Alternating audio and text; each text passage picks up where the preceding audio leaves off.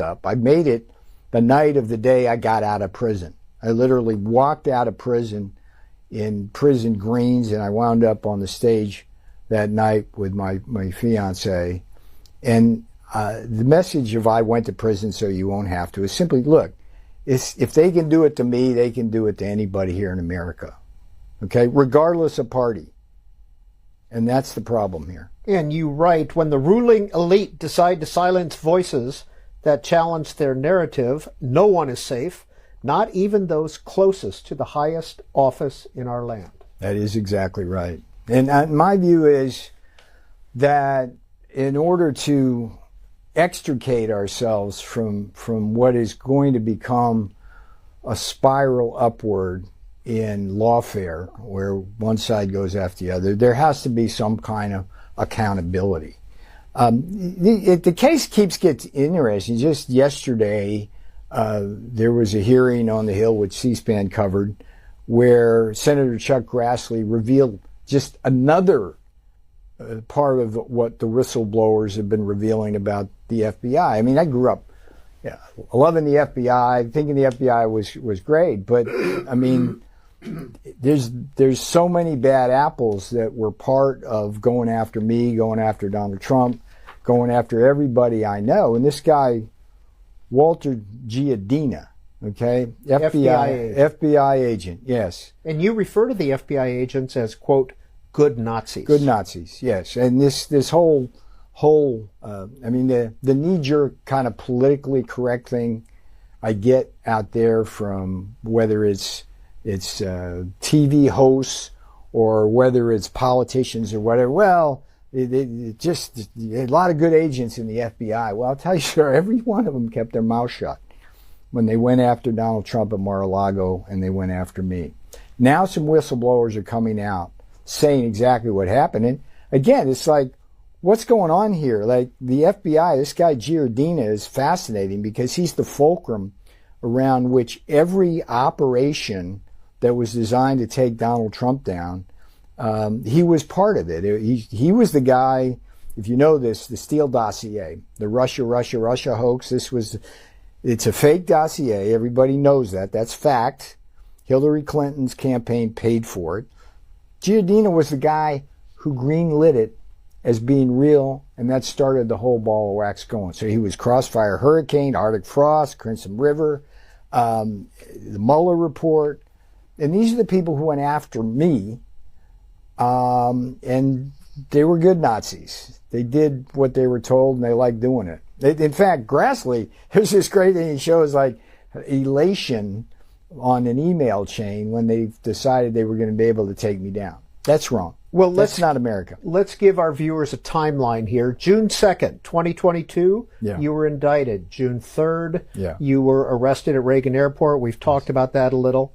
The trial was September 5th through 7th of 2023. Yes. So now we're a year and some months later.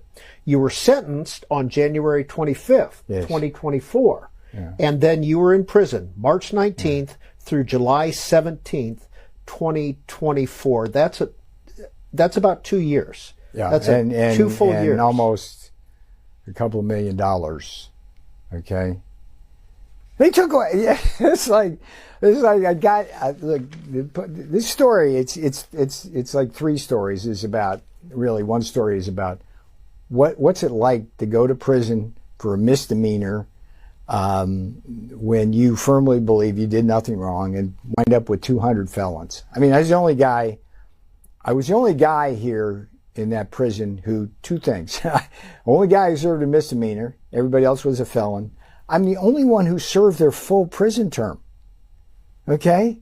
Now why is that? Because the head of the Bureau of Prisons, Bernadette Peters, basically decided that she wasn't going to allow me the benefits of the First Step Act and the Second Chance Act. She kept me behind bars an extra 42 days. And this is the kind of stuff was going on. We'll get into that in your book. You talk about March 19th, 2024.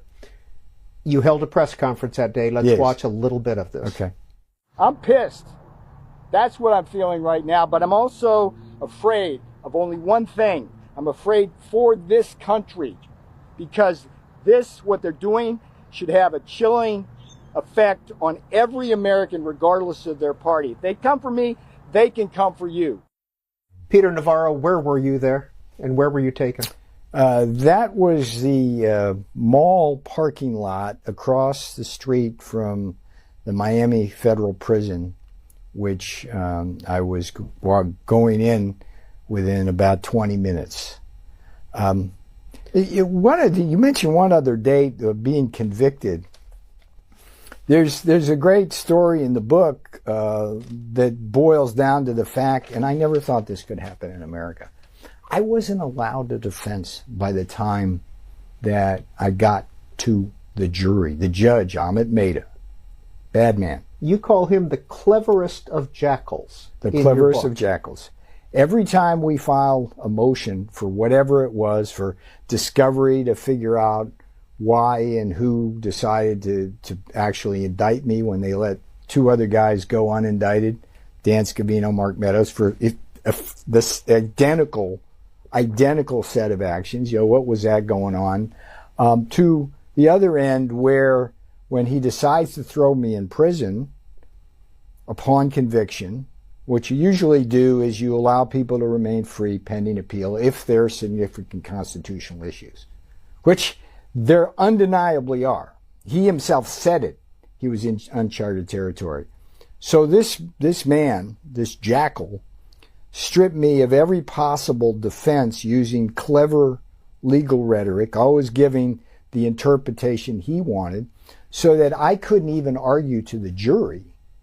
This is incredible. I couldn't even argue to the jury anything about executive privilege. If I said the word executive privilege in that courtroom, I would have been held in contempt again and put right in prison right then. So what's going on here? So anyway, there's that story in I Went to Prison So You Won't Have To, about kind of my legal battles, but it gets really interesting once I get inside and stories begin to unfold. First of all, is Judge Mehta still on the D.C. Circuit? Yes, he is. Does he still sit there? Yes, and I believe that he's one of a kind, like the appeals court judges who also denied me appeal, Cornelia Pollard and Patricia Millett. They all want to be Supreme Court judges. They all curry favor. Mehta has a fantasy about being the first Indian American to be on the Supreme Court, and everything he does is political.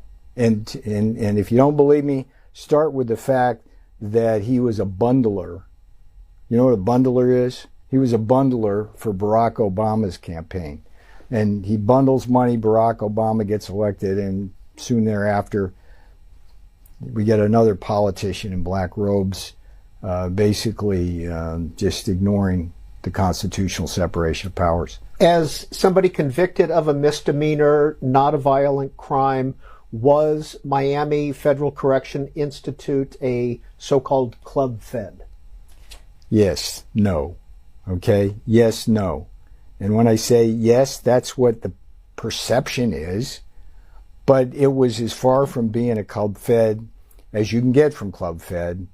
It's very interesting. I get in there and it's like I thought I'd be in Maryland or somewhere around here, and I report to Miami, and it's because my permanent residence is in Palm Beach.